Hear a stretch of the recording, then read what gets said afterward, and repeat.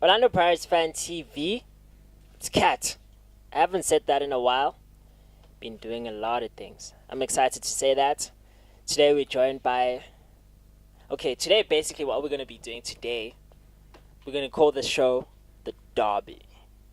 This is the only derby in the world that will be played at random times, at random locations, between a Pirates fan, yes me, and this one. Hello. No one told you to talk. No one told you to talk.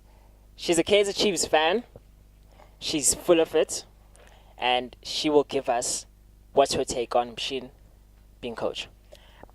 First of all, once again, great appointment on taking a coach that was rejected by Kaizer Chiefs. We don't approve it. You guys do so well with that. We know how Vivi worked out with you. Yeah. Good luck with that one. But on the whole... On a serious note, how was he as a Kaizer Chiefs coach? The good and the bad. Summarize it as a PowerFM lady.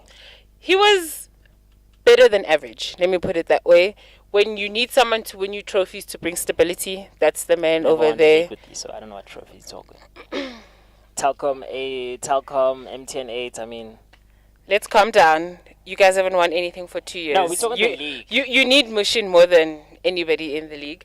But I think on the whole, for a club like Pirates that maybe over the past 2 years have had a coach who's kind of lacked direction and lacked the right kind of support, he's the perfect man to come through, a disciplinarian, maybe something some of the players need. Because with Eric Tinkler, you kind of get the feeling that he was trying to be everybody's friend, as opposed to being, I'm the coach, you're the players, do what I say. So maybe with his appointment, quite a few people that need to move on will actually be moved on. Move on as a Kaizer Chiefs fan. Be critical.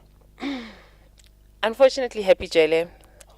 I think Happy Jale. Capitano. Yes, Why? I think performances this season. The past season was a very big season for Pirates. Did you watch the Sundowns Pirates match? Are we really basing it off one game? No, but one do game. You remember?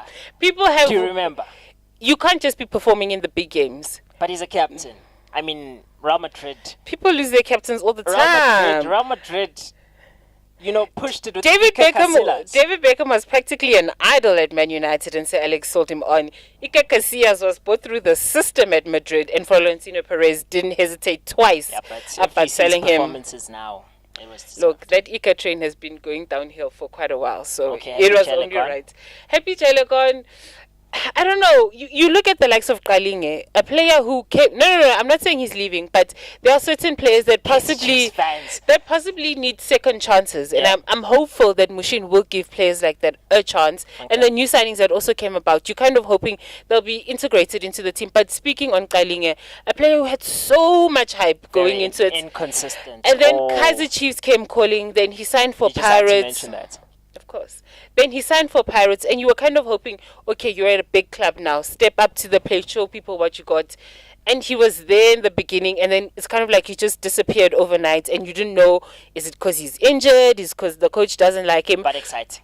He's an exciting player, and that's the thing. I think for a long time, Pirates haven't had that star man where the fans are going, dude, you're bringing the skill, you're bringing the talent. And hopefully the return back to the field, never mind to form, of Opa Manyisa is also something that will be very huge. On top of being a leader, he's also the guy that you turn to when the team is on the down low. You need that kind of guy, and Opa Manyisa is the man to lead them.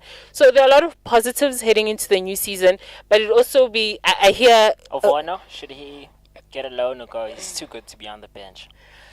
Oh gosh, does that word even exist? Too good to be on the bench.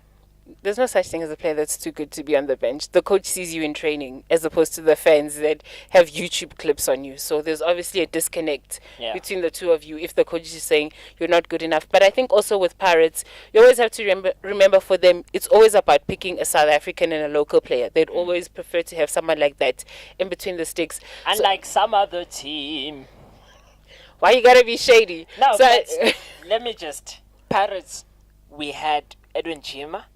We had Ovono, we had Isasa, and that was it. Kaizer Chiefs is we've